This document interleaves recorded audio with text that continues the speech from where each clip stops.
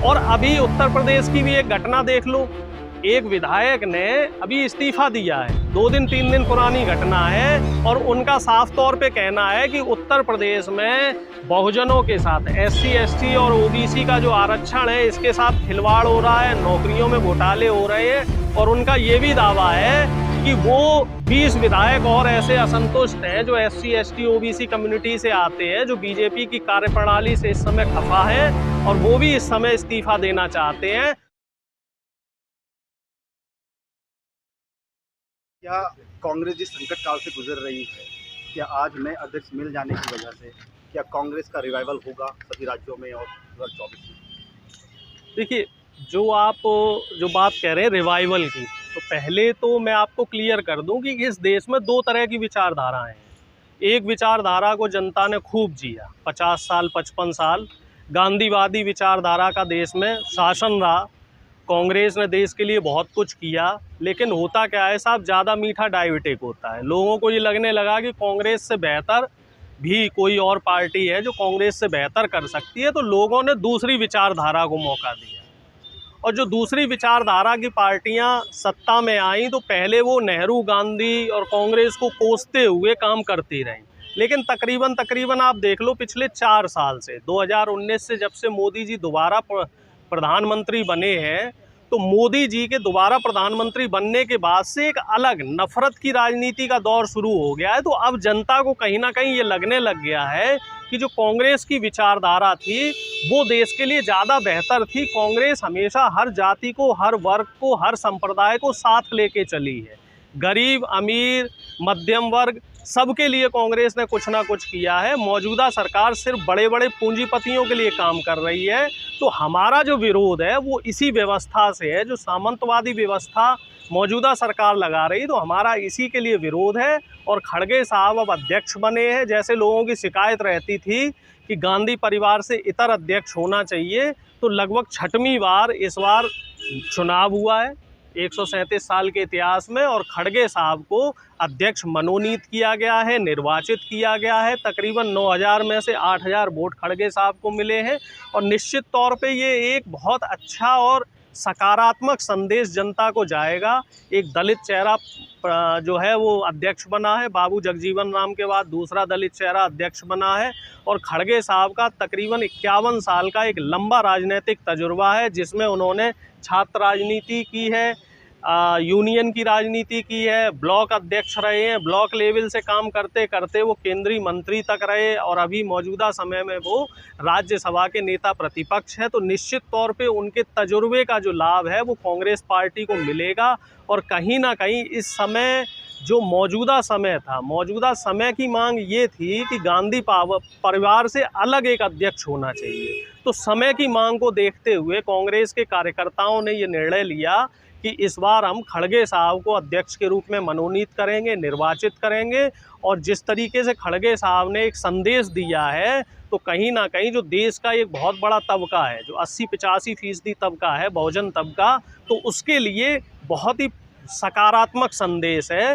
कांग्रेस ने बहुजनों के लिए अब जो रास्ते हैं वो कहीं ना कहीं खोल दिए हैं, जिन पे पहले जो बीजेपी IT सेल द्वारा जो एक भ्रम फैलाया गया था कि एक बैरियर लगाया जा रहा है। बहुजन समाज का एक विकल्प होता था बहुजन समाज पार्टी, जो काशीराम जी लेकर के आए थे।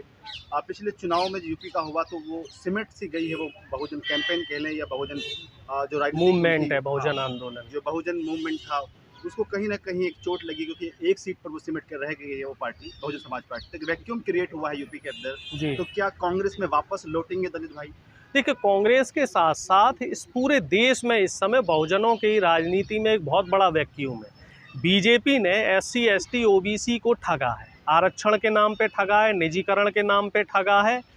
सरकारी पद आप देख रहे हैं, तकरीबन 1.5 करोड़ से ज़्यादा सरकारी पद खाली हैं।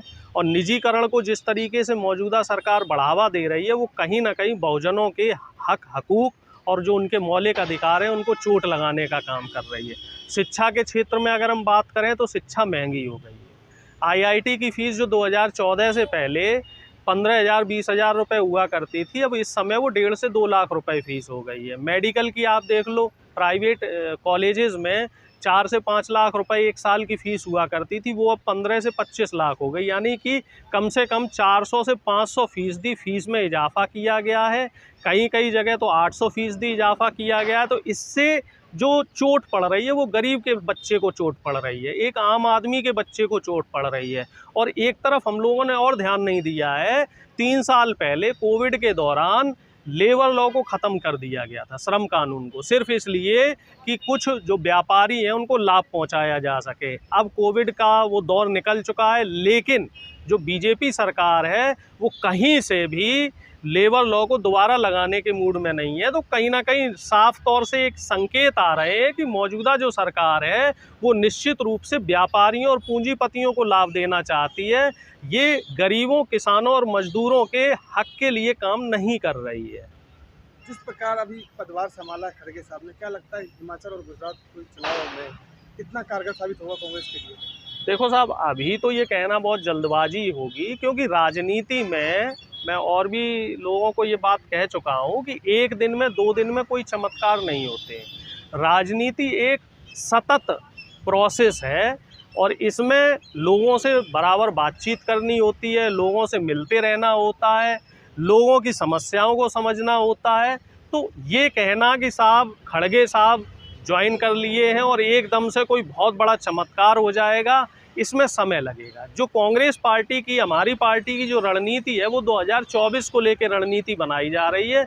हम 2024 से पहले बहुजन एकता पे काम करेंगे, गरीब किसानों के लिए हमारे मैनिफेस्टो में जगह रहेगी, महिला सुरक्षा के लिए काम रहेगा और जो हमारी प्राथमिकता रहेगी वो रहेगी युवाओं का रोजगार। मतलब कि आपकी माने तो लोकल चुनाव पे आपकी कोई नजर नहीं है, चाहे विधानसभा चुनाव, पंचायत चुनाव?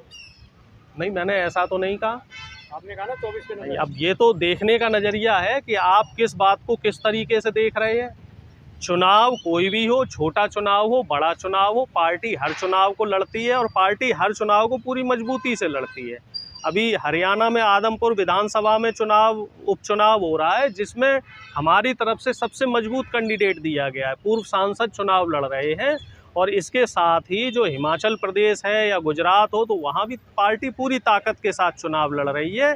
किसी भी चुनाव को कभी भी कोई भी राजनीतिक पार्टी, देखिए राजनीतिक पार्टियों का जो मुख्य उद्देश्य है वो 3 एजेंडे में होता है।